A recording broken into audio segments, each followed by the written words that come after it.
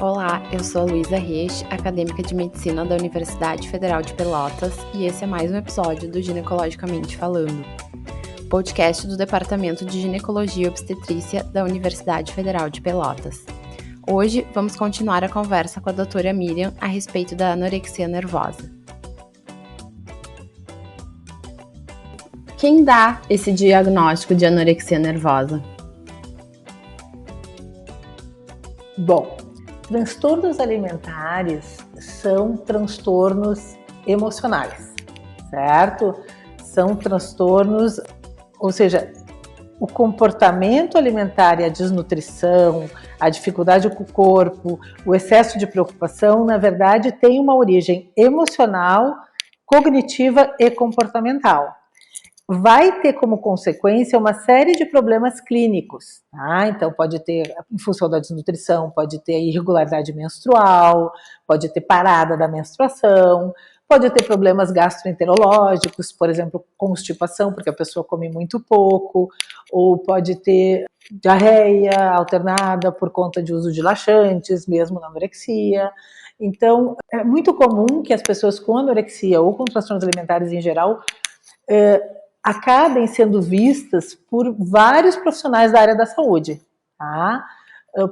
Muitas vezes passa por um endocrinologista, passa por um gineco-obstetra, né? Aliás, dentro da área da gineco-obstetrícia é super importante, porque existem também, inclusive, situações como a parada da menstruação em função da desnutrição, que pode ser algo que chama atenção e que pode ser um fator que leva ao diagnóstico de anorexia, por exemplo. E também dentro da área de gineco-obstetrícia é muito relevante porque todas as questões que envolvem engravidar, né, às vezes a anorexia pode levar à infertilidade, ou a questão também de quem tem transtorno alimentar ter muita dificuldade de lidar com as mudanças corporais decorrentes da gravidez, do pós-parto, enfim. Então, muitas vezes os pacientes vão buscar ajuda um gineco-obstetra ou vão consultar, né, um gineco-obstetra, enfim. E muitas vezes, para ter o diagnóstico em geral, quem dá é o psiquiatra, tá? Por quê? Porque tem que fazer uma avaliação um pouquinho mais ampla.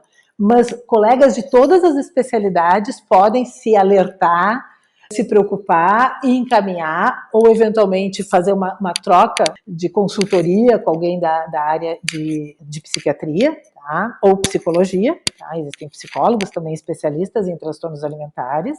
Muitas vezes os pacientes vão procurar também um nutricionista, tá?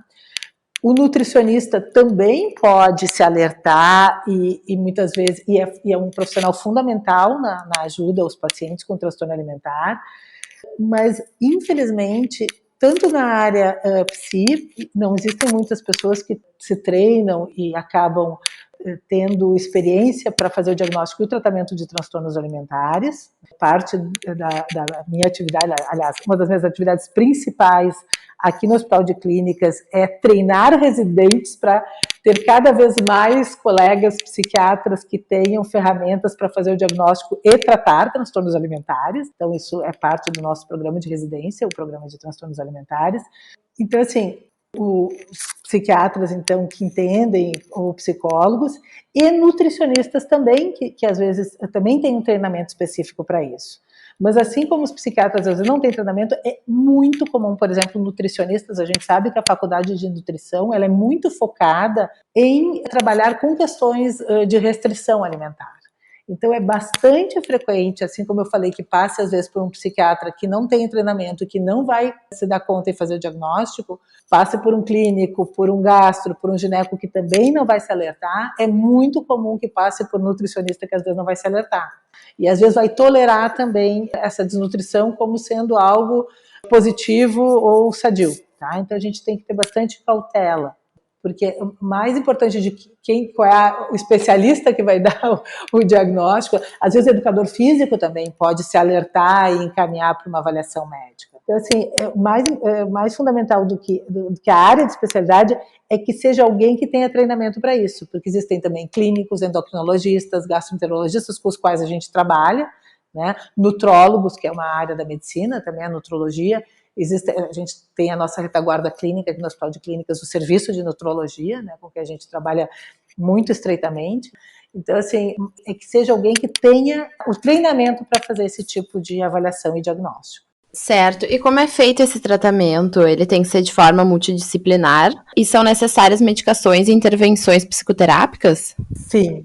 O tratamento, ele é multidisciplinar. Por quê? Porque a gente precisa tratar as questões emocionais, que vão estar botando esse ciclo vicioso em ação.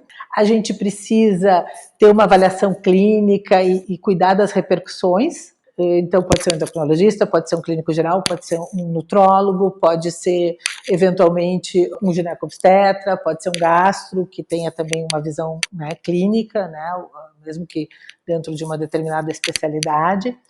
Vai precisar de um nutricionista treinado, um nutricionista comportamental, porque também uma das coisas muito comuns, assim, mesmo um nutricionista super, assim, bem intencionado e que vá fazer um diagnóstico de transtorno alimentar e que vá se preocupar em recuperar esse paciente da desnutrição, né, e não tolerar a desnutrição, tem estratégias muito específicas para o nutricionista trabalhar, porque não adianta tu prescrever uma dieta de recuperação nutricional se, na verdade, o paciente não vai aderir a essa dieta, então, essa prescrição alimentar.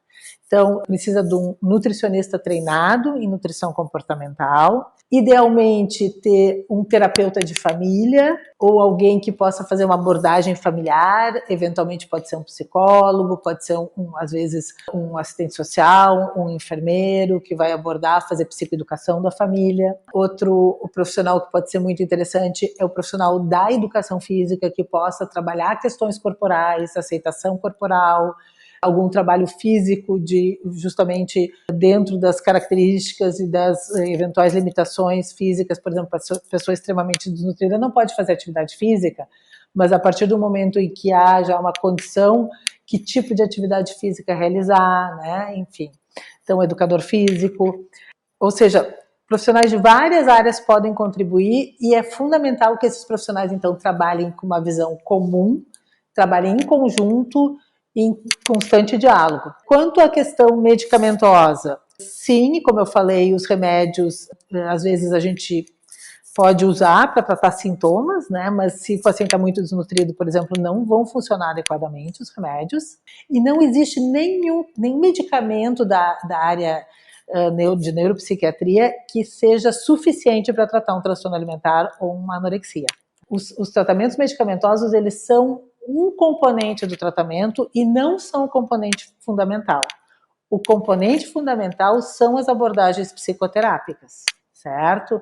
E são várias as abordagens possíveis. Essas abordagens, elas podem ser realizadas por alguém da área da saúde mental com treinamento específico, em geral, psiquiatras com treinamento em psicoterapia ou psicólogos com treinamento em psicoterapia, mas existem algumas abordagens que outros profissionais da área da saúde mental também podem se treinar e se habilitar a fazer, algumas intervenções comportamentais, cognitivo-comportamentais, intervenções de psicoeducação, uma série de outras intervenções, né? Uma outra intervenção que também não precisa ser especificamente da área médica, que é intervenções de mindfulness, né? De atenção plena. Então, trabalhar em equipe é fundamental. O remédio é uma partezinha do tratamento e as abordagens psicoterápicas variadas, cognitivo-comportamental, que inclui terapia familiar, que inclui abordagens que a gente chama de trabalhar cognição, né, de neuropsicologia. Então, idealmente, somar todas essas intervenções seria o melhor caminho para tratar um transtorno alimentar, em especial a anorexia nervosa. E quando a gente tem necessidade de internar essa paciente? Bom, quando que os pacientes com transtorno alimentar precisam ser hospitalizados, tá? Uma coisa que eu até não citei e que eu acho que é fundamental é que a população com transtorno alimentar, em especial com anorexia nervosa, é a população que tem maior mortalidade na área psi, tá? Na área da saúde mental. Tá? A maior mortalidade do ponto de vista relativo, ou seja, é um transtorno pouco frequente, mas relativamente é o que mais leva a óbito. Por quê? Porque tanto pelas complicações clínicas decorrentes da desnutrição, como arritmia cardíaca, distúrbios hidroeletrolíticos, quanto por risco de suicídio. Tá? Como o risco de suicídio é algo bastante frequente em pacientes com transtorno alimentar, tanto anorexia quanto bulimia, tá? E em alguns casos pode levar ao óbito. Então, assim, se existem riscos psiquiátricos, como risco de suicídio, é uma indicação de hospitalização. Sintomas muito refratários a abordagens ambulatoriais, como, por exemplo, a não conseguir recuperar peso em nível ambulatorial, é uma indicação de hospitalização. E IMCs muito baixos, né? Abaixo de 16, 15 principalmente, abaixo de 15 de IMC, é muito difícil conseguir uma recuperação nutricional sem um ambiente estruturado de um hospital. Então, às vezes, é necessária uma hospitalização por conta do baixo peso e desnutrição, sem contar essas outras complicações clínicas, como eu falei, né? Um distúrbio hidroeletrolítico, uma hipopotassemia, por exemplo, né? Uma arritmia cardíaca, bradicardia, são indicações de hospitalização, eventualmente clínicas, que acabam depois se convertendo em hospitalizações psiquiátricas ou hospitalização psiquiátrica num hospital geral em que possa ter uma retaguarda clínica trabalhando junto. Como é o prognóstico da paciente com anorexia nervosa? Os transtornos alimentares em geral, eles têm relativamente um bom prognóstico. Até porque existem muitos casos mais leves de transtornos alimentares. Nem todos os transtornos alimentares são tão graves e se cronificam. Às vezes existem alguns comportamentos restritivos, mais brandos, que não se cronificam e que têm um excelente prognóstico com remissão completa, com cura completa. Em geral, 1/3 dos pacientes tem essa cura, muitas vezes espontânea, muitas vezes sem tratamento. Tá? 1/3 dos pacientes que desenvolvem sintomas de transtorno alimentar pode ter um quadro mais grave, com mais sintomas, com mais prejuízo e vai requerer tratamento, né? Ou seja, 2/3 vão requerer tratamento, mas 1/3 desses pacientes, do grupo total de pacientes com transtorno alimentar, vai ter um prognóstico com uma melhora clínica, muitas vezes remissão de sintomas, mesmo que possa ter ainda alguma preocupação, algum desconforto físico, né? Mas 1/3 vai ter um curso de doença com uma melhora clínica, mas com alguns episódios eventuais e situações mais estressantes da vida. Alguma situação de perda, pode ficar um pouco mais restritivo perder peso, ou pode ter compulsão alimentar, enfim, mas o que a gente chama de curso de exacerbações e remissões. 1/3 vão ter quadros mais crônicos. E dentro desse 1/3, né, desses 30% total de pacientes mais crônicos, existe ainda uma subcategoria que se chama anorexia nervosa grave e persistente. Tá? Esse é um grupo que a gente, então, faz abordagens muito mais que a gente chama de redução de danos, ou seja, que a gente, depois de várias tentativas, procura focar mais na qualidade de vida, enfim, mas a imensa maioria dos casos a gente deve tratar com o objetivo de remissão de sintomas e não de acomodação de sintomas. O que eu quero dizer com isso? Muitas vezes a pessoa com transtorno alimentar chega e diz assim, olha, mesmo paciente com baixo peso e desnutrição, olha, eu vim aqui porque eu quero tratar porque eu tenho muito descontrole alimentar, eu tenho compulsão alimentar, mas a pessoa não quer abrir mão do comportamento restritivo ou comportamento de dieta. Então, isso é tentar acomodar um sintoma, ou seja, tu não vai focar em melhorar a relação com a comida, melhorar a relação com o corpo, mas sim diminuir alguns dos sintomas. Esse não deve ser o nosso objetivo jamais, tá? O nosso objetivo deve ser que a pessoa mude a relação com a comida, mude a relação que tem com o seu próprio corpo e que possa, então, comer de uma forma flexível, todos os tipos de alimento, que não tenha uma preocupação excessiva com a forma corporal, que possa ter uma relação de mais aceitação e bem-estar com o seu próprio corpo, certo? Então, assim, a nossa meta tem que ser a remissão, tem que ser a cura. A gente sabe que vai ter essa vulnerabilidade, que muitos pacientes vão ter sintomas eventuais, mas o nosso objetivo é esse. Em relação a isso, até vale, Luísa, fazer um comentário, porque ontem, justamente, eu tive uma notícia de uma paciente, bem do início do nosso programa, que era uma paciente extremamente grave, né? Que melhorou muito com o tratamento aqui da equipe no hospital, e lá pelas tantas teve alta, e já faz muitos anos eu não tinha notícia dessa pessoa, e ontem um colega que também colaborou com o tratamento, acabou, ela muitos anos depois buscou então atendimento com esse colega, né, e está muito bem. É uma pessoa que a gente assim, teve realmente assim, com risco de vida pela desnutrição, gravíssimo caso, com o tratamento, com todo o aporte da equipe, com o envolvimento dela, com situações de vida que foram se tornando um pouco mais favoráveis ao longo da vida. É uma moça que está vivendo uma vida normal, né? Está casada, está trabalhando, tem uma vida pessoal, né? Então, assim, isso é extremamente gratificante para a gente que trabalha com essa área e que vive a angústia, muitas vezes, do paciente com risco, do paciente com muitas limitações, a gente saber que, às vezes, vale a pena investir, que vale a pena não desistir, que vale a pena a gente ter isso como foco. Realmente ajudar a pessoa a se curar do transtorno alimentar, né? Mesmo que aquela vulnerabilidade ou aquele, vamos dizer assim, aquele ponto fraco, vamos dizer assim, que a gente chama de aquele calcanhar de Aquiles que todos temos, né? Em um ou outro aspecto da nossa vida, vai existir, vai seguir estando ali, né? Mas que isso não precise tomar conta da vida da pessoa, né? Esse teu relato vem bem parecido aqui com a próxima pergunta. A anorexia tem cura completa? Como a gente identifica que as ações terapêuticas estão tendo sucesso? É a retomada de uma relação flexível, sadia com o corpo, com a comida, podendo comer uma alimentação variada, na quantidade necessária, não ter episódios de descontrole, ter uma alimentação regular. As pessoas, em geral, a gente come de uma maneira muito mais ligada a um ritmo cultural e social do que, às vezes, só por fome e saciedade, né? Então, assim, poder respeitar a fome e saciedade, mas também poder respeitar esse ritmo cultural, né, de não pular refeições, etc. Né? Então, comer de uma maneira física, psicológica e socialmente adequada. Tá? E um aspecto super, super importante, né, também, é a gente saber que um foco para prevenir transtorno alimentar, acho que a gente pode falar um pouquinho mais adiante também, é mais do que falar sobre transtorno alimentar, é falar sobre promoção de uma relação boa com o corpo e promoção de uma relação boa com a comida.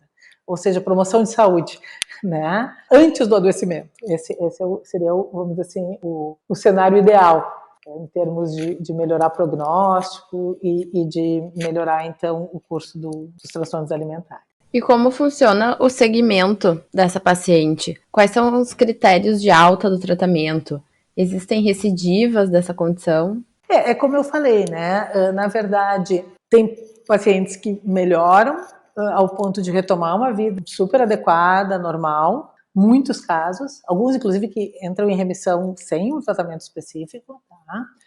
Mas pode sempre ter algum risco de, em situações, por exemplo, como eu falei, de bastante estresse, voltar a ter algum sintoma. Tá? Outra situação que às vezes pode ocorrer, né, a pessoa desenvolve alguma doença física, alguma doença clínica, que, por exemplo, leva a perda de peso ou leva a aumento de peso.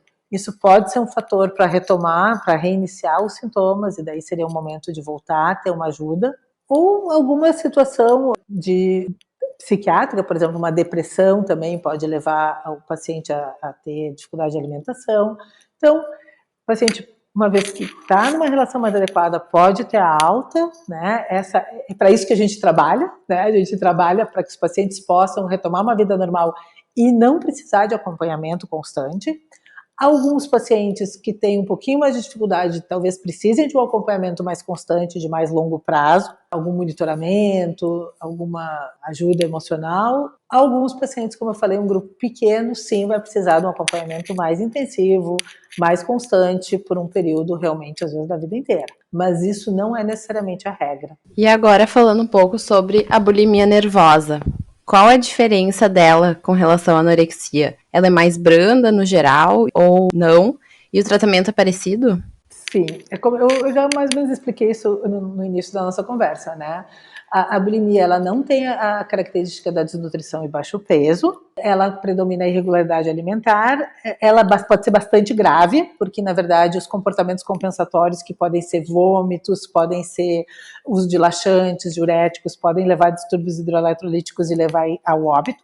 Então, pode ser extremamente grave. O tratamento é similar, Tem alguns remédios que às vezes ajudam um pouco mais na bulimia para os episódios de compulsão alimentar, por exemplo. Então, o tratamento também é multidisciplinar, também é psicoterápico, o remédio talvez tenha um papel um pouquinho mais importante, mas é um transtorno também que pode ser bastante grave em algumas situações, sim. Certo. E para a gente completar o assunto dos distúrbios alimentares, tu poderia colocar algumas palavras sobre a compulsão alimentar? Bom, a compulsão alimentar, então, na verdade, ela também faz parte dos transtornos alimentares, ela é um sintoma de todos eles, mas o transtorno da compulsão alimentar, em geral, é alguém que tem episódios de descontrole e de compulsão, né?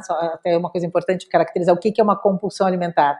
Uma compulsão alimentar, ela tem dois fatores, duas características principais. Uma que é aquilo que eu já falei, uma sensação de descontrole em relação à alimentação, e o outro componente é comer uma maior quantidade de alimentos do que seria esperado em determinado tempo, gerar um curto espaço de tempo, uma quantidade super grande de alimentos. Quando a gente tem esses dois componentes, a gente chama de uma compulsão verdadeira. Quando a gente tem só a sensação de descontrole, a gente chama de compulsão subjetiva.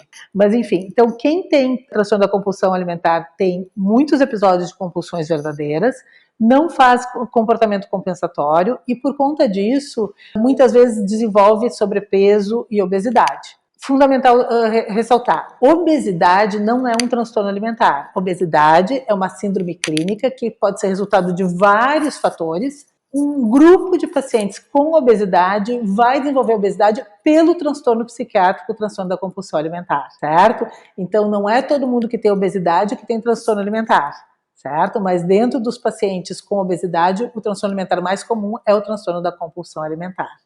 Certo? Que também tem um tratamento psicoterápico, como eu falei, para esses sintomas às vezes tem alguns remédios que são um pouquinho mais eficazes, mas precisam então ser avaliados e tratados por alguém da área, né? Um especialista. Doutora Miriam, para a gente encerrar a entrevista, tu teria alguma dica ou informação à população em geral relacionada principalmente à anorexia e que a gente pode fazer para minimizar os efeitos desses eventos? Sim, eu acho que a grande questão é a promoção de saúde, principalmente populações mais jovens, é mais relevante e é o mais adequado a gente falar em aceitação do próprio corpo, em uma boa relação com o corpo, em uma alimentação variada e flexível, em não restringir, em não hipervalorizar a magreza como uma qualidade ou como sendo, como é que se diz, uma virtude, né? Cada pessoa tem um tipo de corpo diferente, tem uma característica física diferente. O alimento, ele tem um componente de necessidade energética, mas ele também tem um componente de prazer, de satisfação, tem um componente social. Então, é promover uma relação adequada com o seu próprio corpo, de aceitação, de bem-estar e com a comida. Tá? Eu acho que esse é o principal recado para a gente pensar em, vamos dizer assim, promover a saúde, diminuir os transtornos alimentares, facilitar a vida de quem tem transtorno alimentar, né? Poder se sentir mais confortável em uma cultura que promova menos esses extremos e esses comportamentos disfuncionais. Eu acho que esse seria o grande recado. Doutora Miriam, muito obrigada. Nós do Ginecologicamente Falando agradecemos muito a tua participação. Esse episódio foi muito bom, muito construtivo. E a gente espera poder contar com a tua participação em assuntos futuros. Tá certo, Lisa. Eu estou à disposição, tá? Foi muito legal poder colaborar com vocês.